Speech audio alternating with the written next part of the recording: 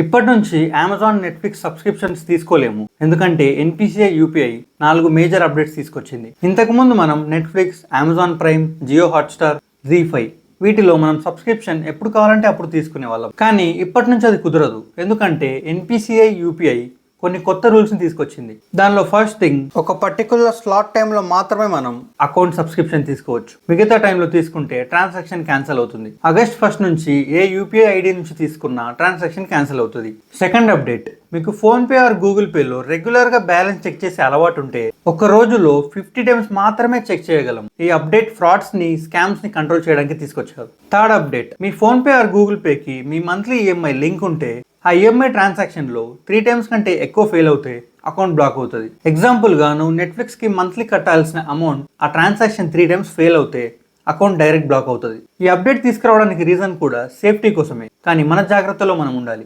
లైన్గా ఒకే రోలో 3 times transaction fail అవుతే అకౌంట్ బ్లాక్ అవుతుంది. ఫోర్త్ అప్డేట్, మీకున్న యూపీఐ ఐడిలో 90 డేస్ కంటే ఎక్కువగా ఇన్యాక్టివ్ ఉంటే అకౌంట్ డీయాక్టివేట్ అయిపోతుంది. దీనికి సొల్యూషన్, అకౌంట్లో సఫిషియంట్ అమౌంట్ ఉంచండి.